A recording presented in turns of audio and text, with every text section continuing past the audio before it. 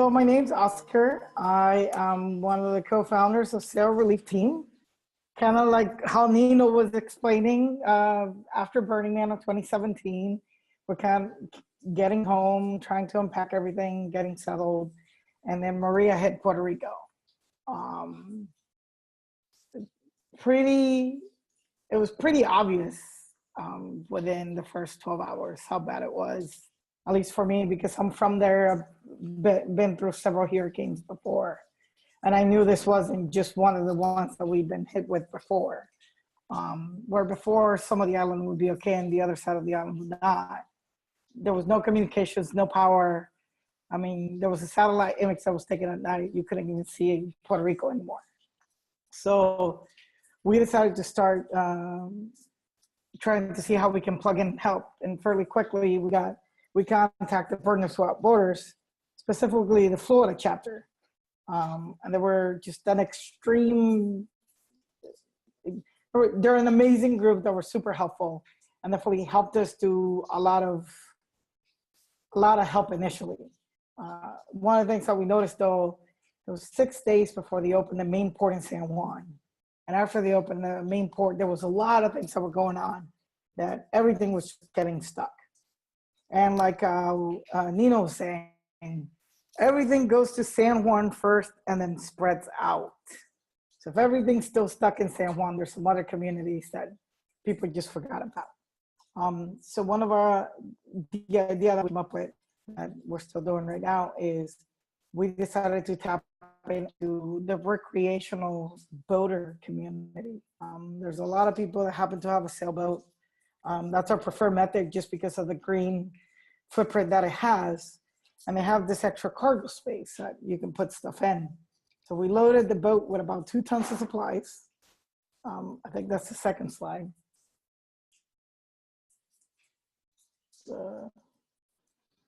So one more.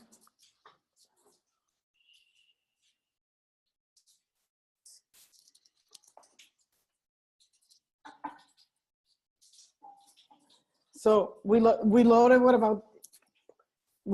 about 2 tons of supplies, and we sailed all the way from Florida to Puerto Rico. So it was a long 17 days to get from there here. And we specifically were targeting a community called Vieques, which was the previous slide. That community, for us, it was important because it's an island off an island. So like Nino was saying, San Juan gets it first, and then it goes across to Puerto Rico. And then it has to get on a ferry to then get to Vieques. So like all the images that we were seeing 2-3 months later, Vieques was still not getting impacted. The ferries were still not even getting there.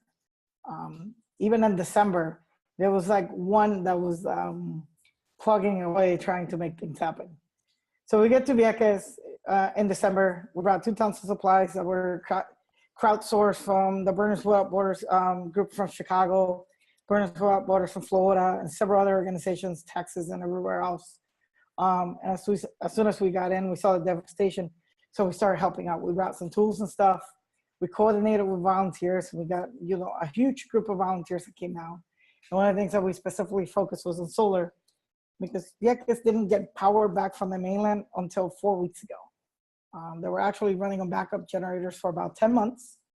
And the grid is still very unreliable. So one of the things that we've been focusing on is community solar projects. So when this happens again, we have an opportunity to at least have communications, water, and a place to keep medications cold. Like I said, there wasn't power for several months in Vieques. So the hospital got destroyed and condemned. All the clinics went down. ATM systems went down. They couldn't get stuff out of the pharmacy, then couldn't get stuff in. It was just a very terrible thing. So for the last a little bit over a year, we've been doing a lot of community projects. If you want to go down to the next slide, we've been doing a lot of cleanups, specifically on the beaches, just because the amount of debris that's just been scattered all over the island was incredible. All together with FEMA and the Army Corps of Engineers and all the volunteers that came down, it was 24,000 cubic yards just of natural debris alone that got pulled out. And that's not counting all the other stuff, roofing, washers, dryers, you name it, we pulled it out. One of the projects that we specifically focused on was the senior center. A lot of them lost their homes. A lot of them needed a sense of community. So one of the things that we started with was painting the community center. So we're hoping later on when we get more volunteers to actually bring some more art for them. Because just putting a coat of paint that was just bland in color, just like you could see them perking up, and then you could see them just like, you know, stuff is bad, but like it's getting better. So the next slide, we also using pleasure boats, we also been able to impact other communities. We were able with a couple of different collaborations, we were able to send down 16 kilowatts of solar and 40 kilowatts of lithium batteries down to the country of Antigua. And working in collaboration with some other organizations, we were able to take 2 big systems for 2 big community centers over there. So that way, when a hurricane happens again, they went through the same things. So that way they'll still have some solar. And our next project, one of the next projects that we're focusing on here specifically in Vieques is we're trying to do an online catalog to kind of bring like the arts and the literature and the culture that's definitely missing here more accessible to people, because there's not even a public library here. So there's not even access to books, let alone anything else. And then the other thing that we're working on distributing some solar kits around the Caribbean. So we have about 500 of them that are in a container. And then we're trying to get them to the communities of Haiti, Antigua, and Dominica.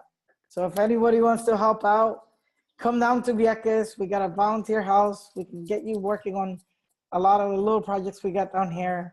If you got a sailboat, know somebody with a sailboat, if you want to help us distribute some solar kits to make the Caribbean more resilient, you're more than welcome.